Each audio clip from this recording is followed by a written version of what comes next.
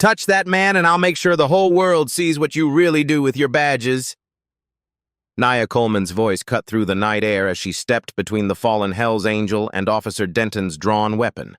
Blood pooled on the asphalt. The biker's leather-clad body lay crumpled beside his mangled motorcycle outside Sweet Comfort Diner. Red and blue lights painted harsh shadows across the empty street. Back inside, Nia. This isn't your business. Denton's partner unclipped his taser, eyes darting to the security camera above Nia's door. Strange coincidence you found him right after that radio call. Nia pulled out her phone, camera recording. Almost like you were waiting.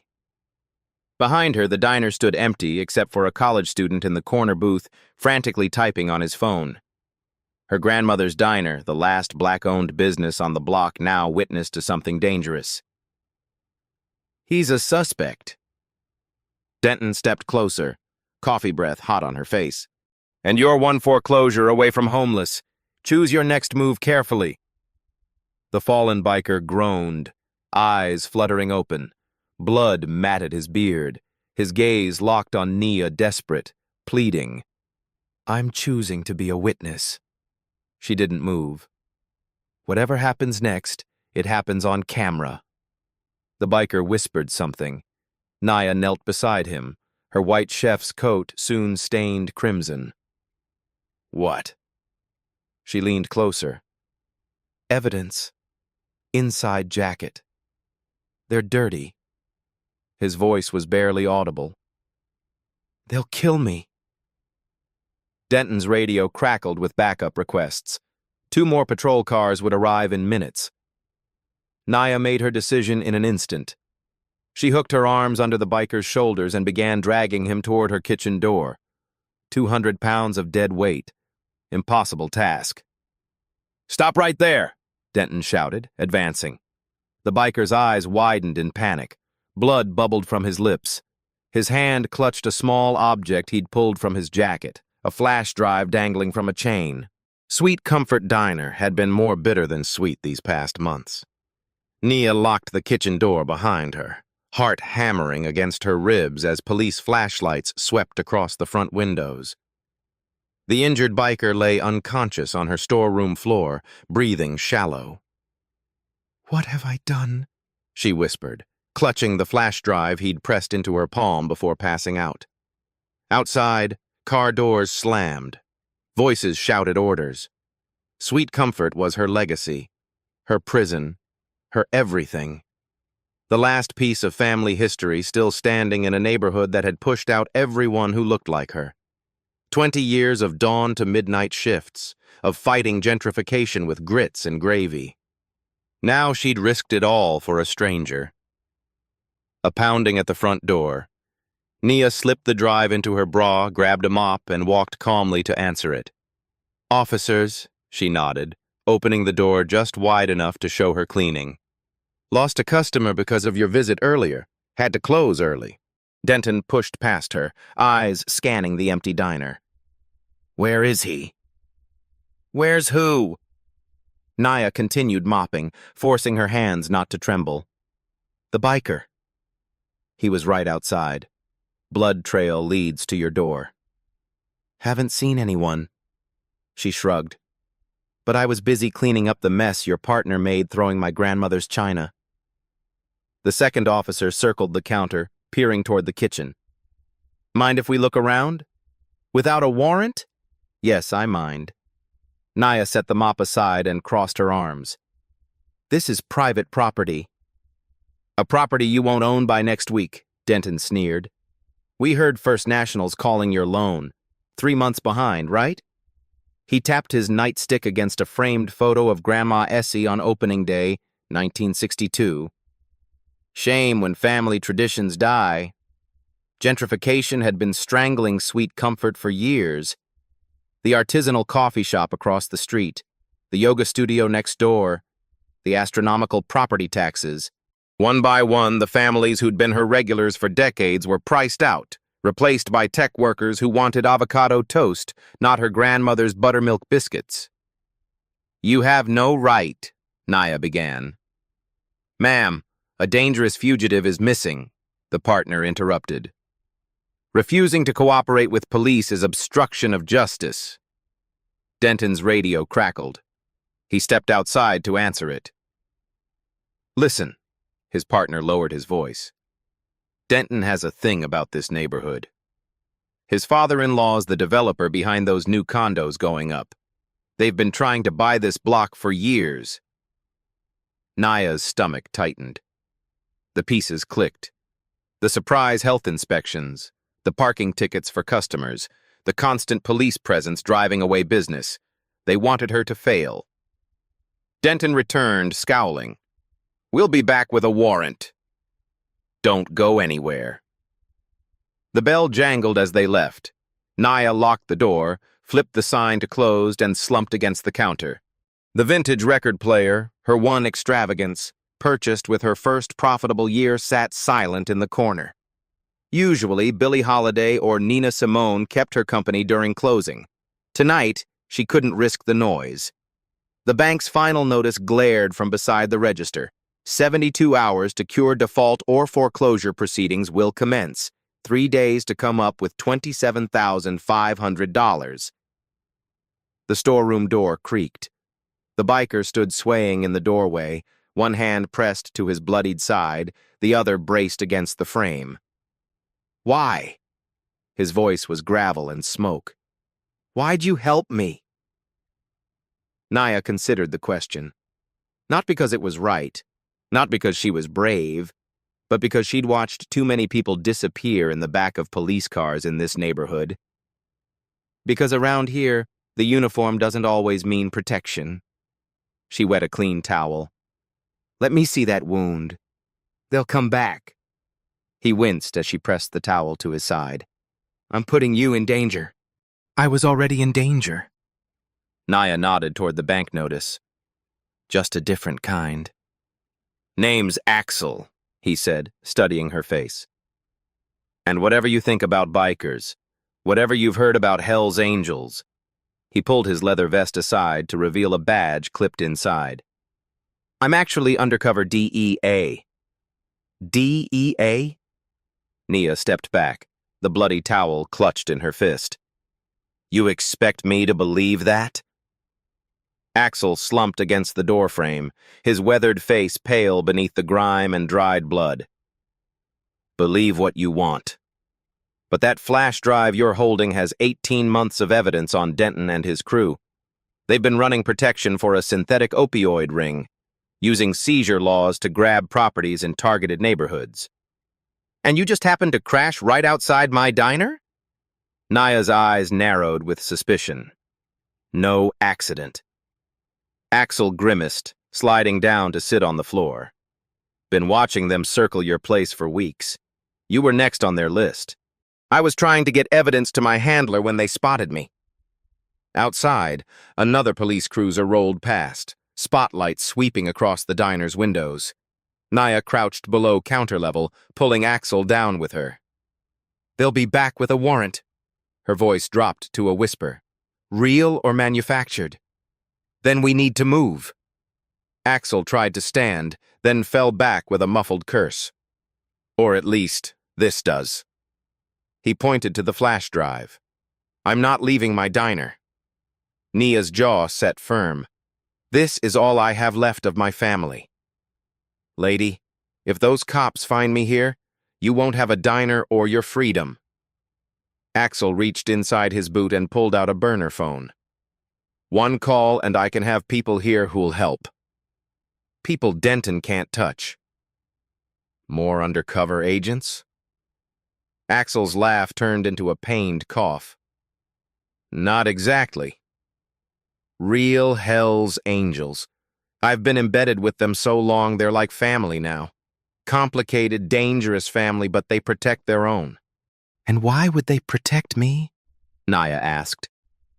Because I'll ask them to. He held out the phone. Your call. The minutes ticked by. Nia paced between the windows, watching for returning patrol cars while Axel made his cryptic call from the kitchen. Dawn wasn't far off. Thursday morning delivery day. Her produce supplier would arrive by 6. They're sending someone, Axel said, shuffling back into the dining area. But it'll be a few hours. Your bandage work is holding, by the way. Not your first time patching someone up. I raised a son on my own in this neighborhood, Naya replied, expression grim. You learn things. Where is he now? Medical school. Howard University pride softened her face momentarily. First doctor in our family. If I can just keep this place going until he graduates. The mention of her son, Jamal, brought the familiar ache. All those years of scraping by, working double shifts, making sure he had everything he needed for school. The mortgage on her tiny house refinanced twice to pay for his pre-med courses. Now, with only months until his graduation, she might lose everything. Your son doesn't help with the diner? Axel asked. He offered to quit school, come back when things got bad. Nia shook her head. That's exactly what I've worked all these years to prevent. His future is more important than this building. A sharp knock at the back door made them both freeze. Nia grabbed a cast-iron skillet from the stove. Delivery for Sweet Comfort, called a familiar voice. It's just me, Marcus. Nia exhaled, setting the skillet down. My supplier, she explained to Axel, who had pressed himself against the wall out of sight.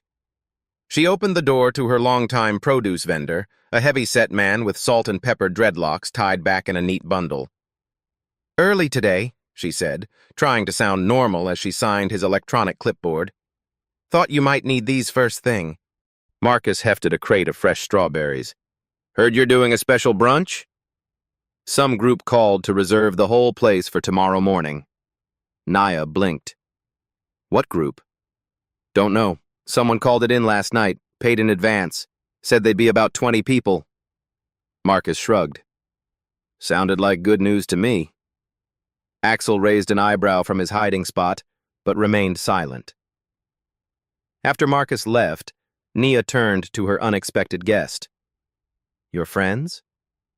Smart move, Axel nodded. They'll blend in better as customers. Nia laughed bitterly. 20 bikers will blend in at my diner?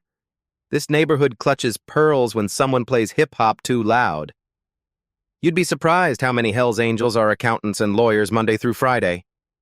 Axel attempted a smile, then winced. But first, we need to get through today. Those cops will be back, warrant in hand. As if summoned by his words, the phone rang. Nia answered cautiously. Sweet Comfort Diner. Miss Coleman? This is Health Inspector Reeves. We've received a complaint about possible food safety violations at your establishment. I'll be conducting an emergency inspection in 1 hour. The line went dead before she could respond. Nia slammed the receiver down. Reeves, she spat. Denton's brother-in-law. Failed my place 3 times this year on imaginary violations. They're closing the net, Axel said grimly. The health department, the police, the bank, all working together. I can't hide you through a health inspection. They check everything, especially the storeroom. Then I need to leave. Axel pushed himself up, swaying slightly. Is there a back way out? Alley access? There's a service corridor that connects to the loading dock for the whole building, but you're in no shape to run. Nia's mind raced. The next hour was a blur of activity. She helped Axel into his son's old clothes jeans and a Howard University sweatshirt to replace his bloodied biker gear. They hid his leather vest and the flash drive inside a secret compartment beneath the antique record player. A smuggling spot her grandmother had used during Prohibition, now repurposed for Nia's emergency cache. If anything happens to me, Axel said, scribbling on a napkin, call this number. Tell them Artemis Protocol. They'll know what to do. The sound of a vehicle pulling up outside made them both tense. Through the blinds, Nia spotted not a health department car, but a police cruiser. Officer Denton stepped out, followed by a man in a suit carrying a briefcase. Health inspector and his police escort, Nia muttered. Right on time. I need to go. Axel headed for the back corridor. Wait. Naya grabbed a bag, quickly filling it with biscuits and her grandmother's special honey-cured ham. You'll need strength. Axel stared at her, a question in his eyes. Why are you still helping me? Because they've taken enough from this community. She pressed the food into his hands. And I'm tired of watching it happen. The front door rattled as someone tried the handle, then pounded on the glass. Nia squeezed Axel's arm once, then pushed him toward the exit. Go! After securing the back door, Nia smoothed her apron, straightened her shoulders, and went to face her visitors. Miss Coleman! The health inspector sniffed as he entered, Denton looming behind him. I understand you had an incident last night. Blood on your premises. Just a coffee spill. Nia's voice was steady. Officers Denton and Parker can be clumsy with other people's property.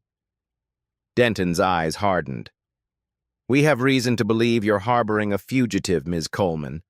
A dangerous one. Search warrant? Nia held out her hand. The inspector intervened. My inspection takes priority. Public health concerns. For the next hour, Reeves meticulously examined every inch of her diner, swabbing surfaces, checking temperatures, flipping through her logs. Denton shadowed him, eyes constantly scanning for signs of Axel. Your freezer's running 2 degrees above regulation, Reeves announced with grim satisfaction. And there's dust on these upper shelves. Potential contamination risk. Those shelves are decorative, not food storage, Nia protested. And I'll need to see your storeroom now, Reeves continued, ignoring her. The storeroom inspection revealed nothing suspicious, but Reeves wasn't finished. Your grease traps haven't been professionally cleaned in 90 days. That's a critical violation. I cleaned them myself last week, Nia argued. The service is scheduled for next Monday. Self-cleaning doesn't meet code. Reeves made a show of writing in his notepad. I'm issuing an immediate suspension of your food service license pending correction of these violations. Denton smirked as Reeves handed over the official notice. Looks like you'll be closed for a while. Shame about all that food going to waste. As they headed for the door, Reeves paused. Oh, and the reinspection fee is $1,500, cash or certified check only. Another strike, another obstacle. Another expense she couldn't afford. Nia waited until their car pulled away before slumping into a booth, the suspension notice crumpled in her fist. The phone rang again. This time, it was her banker. Ms. Coleman, this is Gerald Thompson from First National. I'm calling about your outstanding loan balance. She already knew what he would say. The bank was accelerating her loan due to business interruption concerns. The full amount would be due tomorrow, not in 72 hours as the notice had stated. Outside, a tow truck pulled up, hooking onto her ancient Buick parked at the curb, her only transportation. Unpaid parking tickets, the driver explained when she ran out to protest. Orders to impound came straight from traffic division. By noon, Nia sat alone in her empty, officially closed diner, staring at the health department closure notice plastered on her front window. Her car was gone. Her bank account was frozen, pending investigation of suspicious activity. Even her phone had been disconnected for unpaid service fees she was certain she'd paid. The systematic dismantling of her life was happening in real time, orchestrated by people with badges and briefcases. And somewhere out there, a wounded DEA agent carried the only evidence that might save her diner if he hadn't been recaptured or killed. The afternoon shadows lengthened across Sweet Comfort's empty tables. Nia sat in her grandmother's old rocking chair behind the counter, the one she'd used to shell peas while telling stories about the civil rights movement. The antique record player beside her remained silent, too risky to play music now, with the flash drive hidden inside. 3 generations of Coleman women had kept this place alive through riots, recessions, and redlining. Now it would die on her watch. A soft tapping at the back door pulled her from her thoughts. Nia approached cautiously, dish towel twisted between her fingers. Through the peephole, she saw a young woman in a delivery uniform holding a package. Sweet Comfort? the courier asked when Nia cracked the door. We're closed. Nia pointed to the health department notice. Indefinitely. This isn't food delivery. The woman held out an envelope. Personal delivery for Nia Coleman. Signature required. Nia signed, suspicious. Inside the envelope was a burner phone with a single text message. Turn it on at 8 p.m. One-time use. Delete after. Axel had survived, at least long enough to send this. The realization brought unexpected relief. Nia spent the next hours taking inventory of what remained. The ancient cash register held $342.63. Her personal checking account, now frozen, had contained barely $1,200. The emergency cash hidden beneath the record player totaled $4,738, her son's next tuition installment, nowhere near enough to save the diner. As she counted, she found herself speaking aloud to Grandma Essie's photo. What would you do, Grandma? You faced down men with fire hoses. All I've got is a corrupt cop and a banker. The photo offered no answers, but remembering her grandmother's strength steadied her. Essie Coleman hadn't built this place by surrendering to bullies. At precisely 8 p.m., Nia switched on the burner phone. It rang immediately. You helped me when you had every reason not to. Axel's voice was stronger than when she'd last heard it. Now I'm returning the favor. My people are coming. 20 of them for breakfast tomorrow, just like your supplier mentioned. The diner's been shut down, Nia said. Health code violations. Perfect cover. Nobody expects activity in a closed business. Listen carefully. Tomorrow morning, people will arrive. Let them in through the back. They'll handle security while we copy the evidence. By noon, it'll be in federal hands. And how does that help me save my diner? Nia asked, a bitter edge to her voice. In case you haven't noticed, I'm being systematically destroyed. My business is closed, my account's frozen, even my car's been towed. Trust me, Nia. His voice softened. You showed me kindness when I was bleeding out on your floor. You risked everything for a stranger. That means something to me and to the people I ride with. Nia thought of her son, of the sacrifices she'd made to give him opportunities she never had. Of all the neighborhood kids she'd fed when their parents worked late. Of the elders who came not just for food, but for community when gentrification had stolen everything else familiar. My grandmother used to say, the hand that gives is never empty for long. She sighed. But sometimes it stays empty just long enough to lose everything. Not this time, Axel promised. Just be ready. The line went dead. Alone again, Nia made her decision. She would cook one last meal in sweet comfort, whether the health department approved or not. She began pulling ingredients. Fresh strawberries from Marcus, her grandmother's secret recipe flour mix, aged maple syrup she'd splurged on last month. The third luxury item in her diner, after the record player and her grandmother's imported chef's knives from Japan, a set of hand-forged blades passed down through 3 generations of Coleman women. As she worked, Nia felt a familiar peace settle over her. The rhythms of cooking had always been her meditation, her prayer, her resistance. Every biscuit rolled, every gravy stirred was an act of cultural preservation. By midnight, she had prepared everything possible for the morning service. Biscuit dough rested in the refrigerator. Bacon was pre-cooked.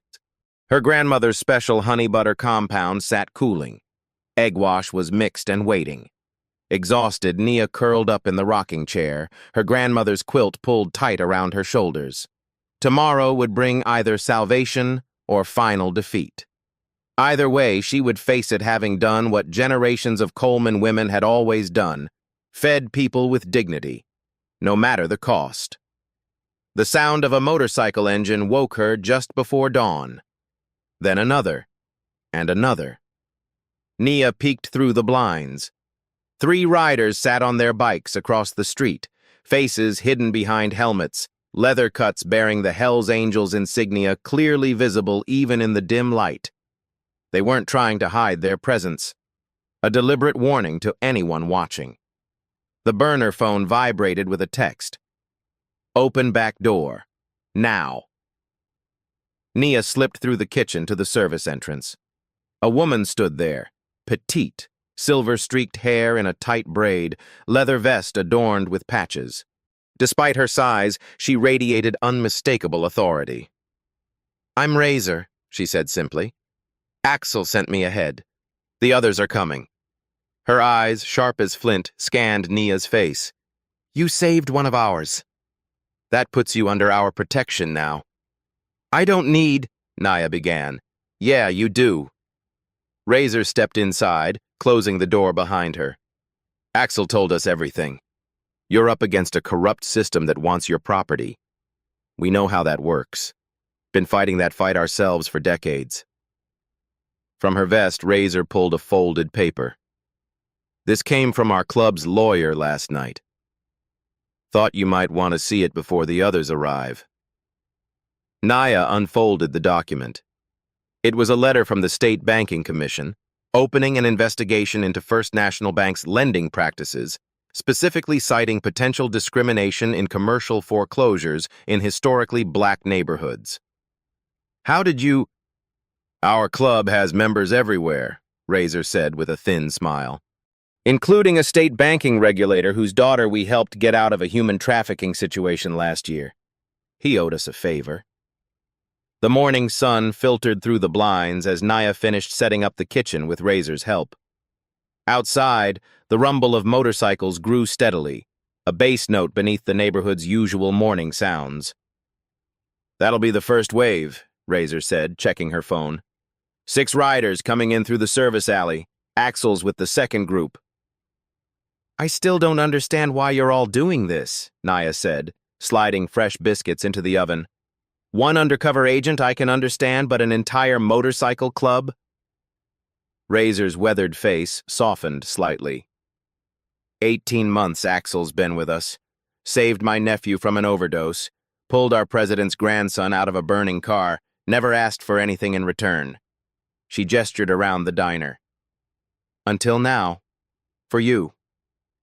The back door opened, and 6 leather-clad figures filed in silently. Among them was a slender man in wire-rimmed glasses carrying a laptop bag. "This is Tech," Razor introduced him. "Best digital forensics guy in 3 states. Former NSA before he found a better family with us." Tech nodded politely to Nia, his demeanor more professor than biker. "Ma'am, I understand you have something for me to analyze?" Nia hesitated, then led him to the vintage record player. She carefully opened the hidden compartment and retrieved the flash drive. "Denton and his crew will be watching the place," she warned. "They know something's here. That's why we have lookouts posted." Tech booted up his laptop. "And why the rest of our chapter is arriving in staggered groups. To anyone watching, it'll look like we're just defying the closure notice to get breakfast."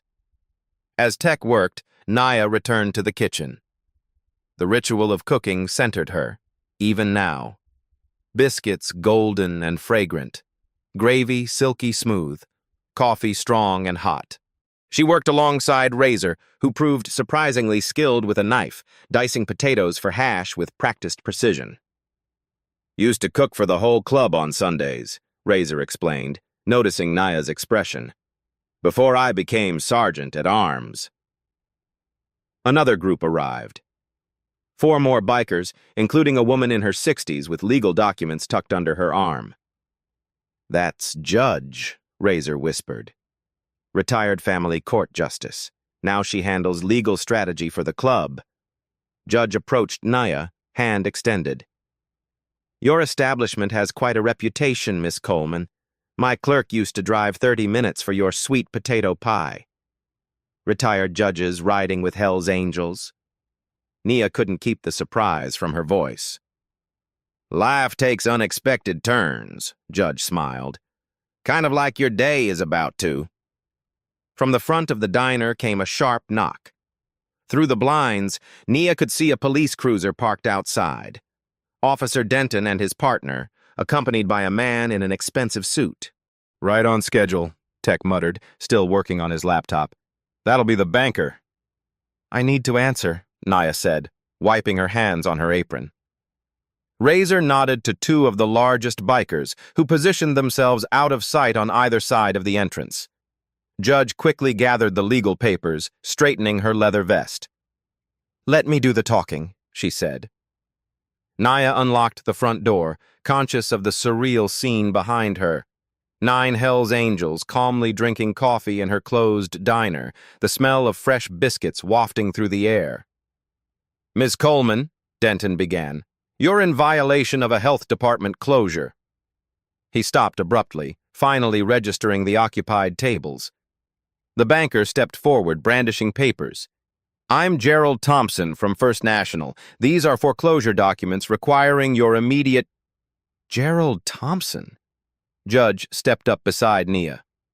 "How interesting. I was just reviewing some banking commission complaints about your predatory lending practices." Thompson's face paled. "Who are you?" Judge handed him a business card. "Catherine Woodward, attorney at law. I represent Miss Coleman now." "And I," came a new voice from behind them, "represent the federal government." Axel walked through the front door, cleaned up and dressed in a crisp suit. His DEA badge gleamed on his belt. Behind him stood 4 more agents in tactical gear. "Agent Alex Harmon, Drug Enforcement Administration," he introduced himself formally. "Officer Denton, Mr. Thompson, I believe you've been looking for me." The mid-morning sunlight illuminated the stunned faces of Denton and Thompson. Nia felt a wave of vindication wash over her as Axel continued. "We've been investigating a multi-agency corruption case involving property seizures, banking fraud, and narcotics distribution in this neighborhood for nearly 2 years. He turned to Nia with a hint of a smile. "What we lacked was a safe location to compile our evidence and witnesses. Ms. Coleman kindly provided that." "This is absurd," Denton sputtered. "You can't just—" "Actually, we can," Axel interrupted, handing Denton a federal warrant. "This authorizes us to seize all documentation related to First National Bank's foreclosure activities in this district, as well as all electronic communications from the precinct regarding property enforcement actions over the past 3 years. Naya watched in amazement as her tormentors' faces crumbled. Then Tech called from the back, his voice urgent. "Boss, you need to see this." "It's worse than we thought." The next hours passed in a blur. DEA agents swarmed the diner, converting it into a temporary command center. Denton and Thompson were taken away for questioning. Laptops hummed, phones rang. Through it all, Hells Angels and federal agents moved around each other in an uneasy alliance, united only by their connection to Axel. Nia found herself sitting in a back booth, nursing a cold cup of coffee as Tech and 3 DEA analysts huddled over the flash drive's contents. "It's a complete operation," she overheard Tech explaining.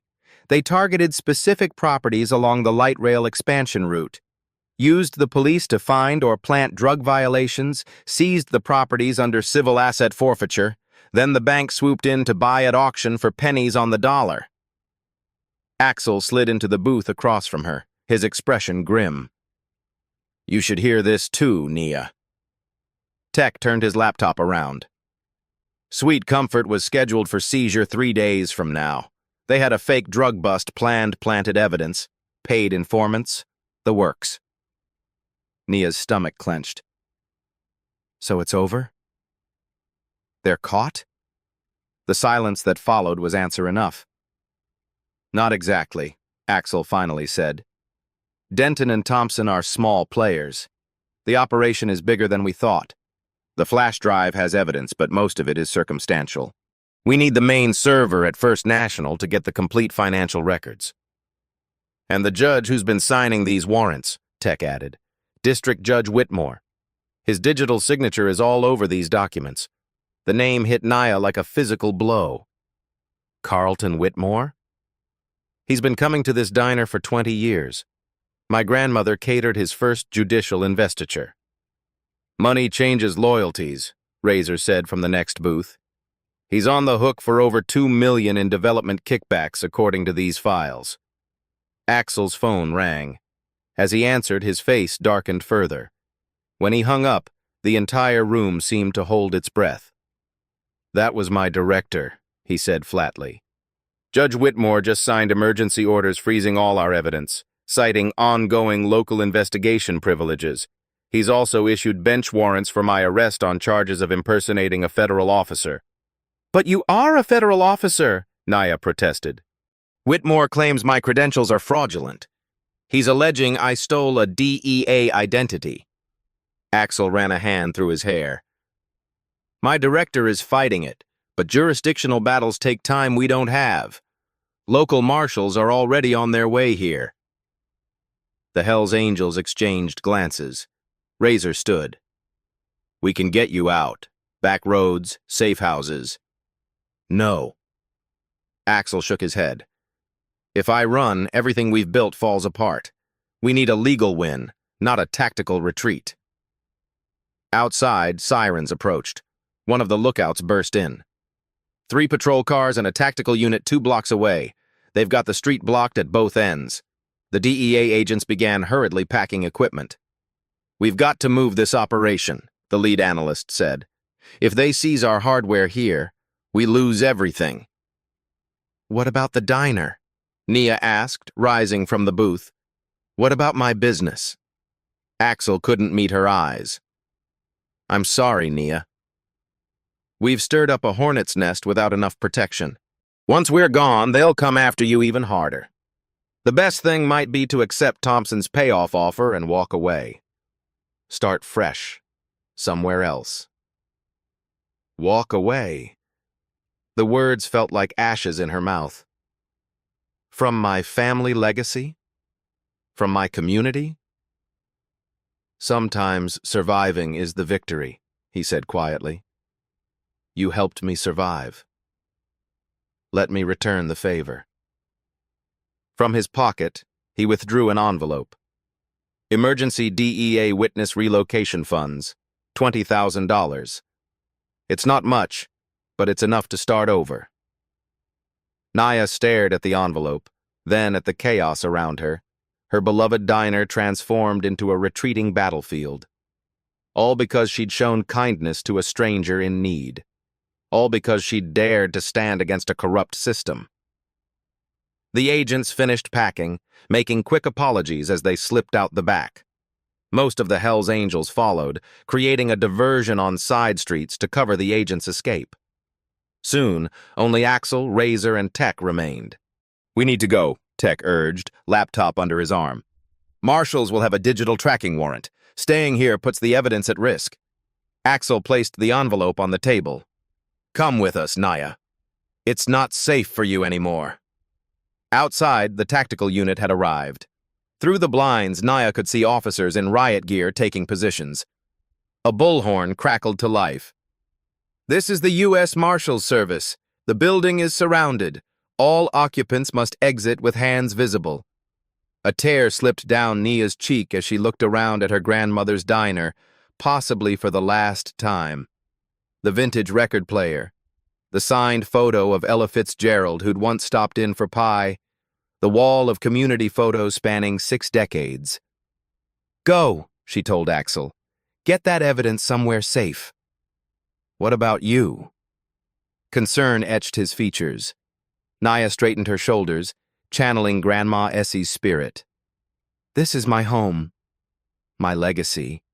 If they want it, they'll have to take it from me directly. They will, Razor warned, and they'll enjoy doing it. The bullhorn blared again. 2 minutes to surrender peacefully. Please, Naya. Axel pushed the envelope toward her again. Don't sacrifice yourself. She placed her hand over his but didn't take the money. Sometimes sacrifice is the only language power understands. Her voice dropped to a whisper. Get that evidence out. Make it count. The back door closed behind them as the marshal's countdown reached 0. Alone in her diner, Nia Coleman braced herself as the front door splintered open. The tactical team poured into sweet comfort, weapons raised, shouting contradictory commands. Nia stood behind the counter, hands visible, her grandmother's voice in her head. Don't you give them the satisfaction of your fear. On the ground! Now. An officer in full tactical gear approached, zip ties ready. I'm unarmed in my own business establishment, Nia said calmly. I'll cooperate, but I'm not lying on my floor. A man in an expensive suit pushed through the officers. Assistant District Attorney Philip Reynolds. She recognized him from local news. Behind him came Judge Whitmore himself, his familiar face now cold and unrecognizable. Ms. Coleman, Reynolds began, you're being detained for questioning regarding harboring a fugitive, obstruction of justice, and interfering with federal officers. Quite a performance, Nia, Judge Whitmore added, glancing around the diner with distaste. I expected better from Essie's granddaughter. And my grandmother expected better from the man whose campaigns she supported, Nia replied evenly. Does the bribery pay better than public service, Judge? Whitmore's face hardened. Search the premises. Find the DEA imposter and his evidence. Ms. Coleman can contemplate her situation from a cell.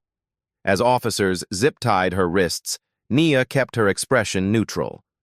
Let them search. Axel and the evidence were long gone. Sir, called an officer from the kitchen, you should see this. Reynolds and Whitmore followed the voice. Moments later, Reynolds emerged, holding a plastic evidence bag containing a flash drive. Found it inside a coffee can in the freezer, he announced smugly. Apparently our federal friends left in too much of a hurry. Ice formed in Nia's stomach. A decoy? Or had Axel actually failed to get the real evidence out? Take her downtown, Whitmore ordered. And make sure the health department condemns this building by sunset. I want demolition permits expedited. As they led her toward the door, the sound of motorcycles filled the air, distant at first, then growing louder. Through the windows, Nia saw them coming. Not 10 or 20 bikes, but hundreds, filling the street from curb to curb. Hell's Angels in the lead, but behind them rode members of every motorcycle club in the region. Leather cuts of all colors and patches, a sea of chrome and steel. What the hell? Reynolds pressed his face to the window. The riders stopped in perfect formation, engines idling. From the lead bike, Razor dismounted, removing her helmet. Behind her came Axel, still in his DEA suit, flanked by Tech and a dozen other angels. And behind them, vans with network news logos, camera crews spilling out, satellite dishes extending. Sir, one of the tactical officers said nervously, we've got media, lots of media. Judge Whitmore's complexion turned ashen. Keep her inside. Nobody talks to the press. Too late. Outside, Axel approached the news crews, badge held high. Beside him walked a distinguished older man in a suit. Nia recognized him from news coverage of federal drug busts. That's DEA Director Phillips, whispered one of the marshals. What's he doing here? Reynolds and Whitmore exchanged panicked glances. The judge grabbed the evidence bag with the flash drive. We need to leave. Now. Use the back door. Going somewhere, Carlton? The voice came from the kitchen. Judge Catherine Woodward. The Hell's Angel called, Judge emerged, followed by 4 people in FBI windbreakers. Special Agent Lawrence, FBI Public Corruption Task Force. The lead agent introduced herself. Judge Whitmore, Mr. Reynolds, we have warrants for your arrests on charges of racketeering, bribery, evidence tampering, and civil rights violations. Whitmore sputtered, This is absurd. I have immunity. No judge has immunity for criminal conspiracy, Judge Woodward said coldly, especially when they're stupid enough to detail the entire operation in emails. Your IT director has been cooperating with the FBI for months. Reynolds lunged for the back door, only to find 2 massive Hell's Angels blocking his path. The flash drive you're holding, Judge Whitmore, Agent Lawrence continued, is actually empty. The real evidence was never here. Nia's confusion must have shown on her face, because Judge Woodward smiled as she approached to remove the zip ties. Your record player, Miss Coleman. The one with the secret compartment? It contained more than just a flash drive. Outside, the crowd had swelled. Residents from the neighborhood gathered behind police barricades, watching the spectacle unfold. Local business owners Nia had known for decades. Families who'd been coming to Sweet Comfort for generations. As the FBI led Whitmore and Reynolds out in handcuffs, a cheer erupted from the crowd. Motorcycle engines revved in approval. Axel re-entered the diner, DEA Director Phillips beside him. "Ms. Coleman," the director said, extending his hand. "Your assistance to Agent Harmon was instrumental in breaking this case. On behalf of the Department of Justice, I thank you." "Agent Harmon?" Nia looked at Axel questioningly.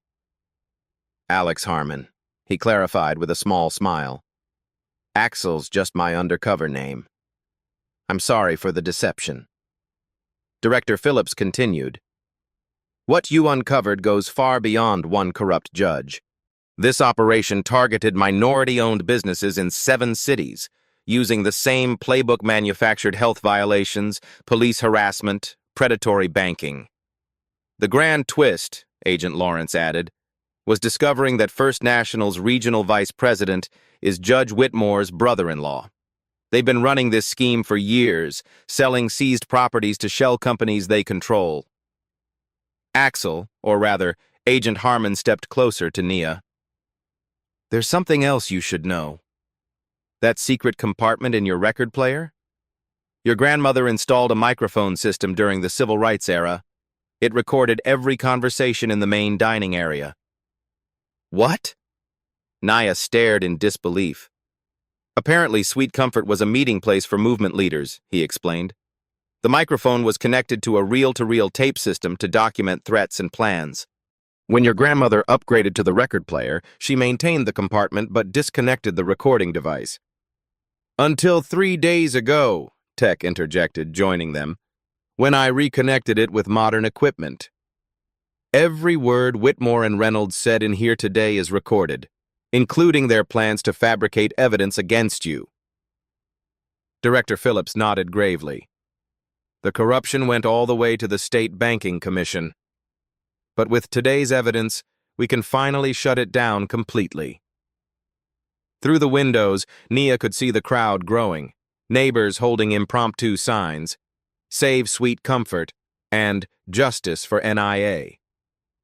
"But why?" she asked, gesturing to the hundreds of bikers outside. "Why all this for my dinner?" Razor stepped forward.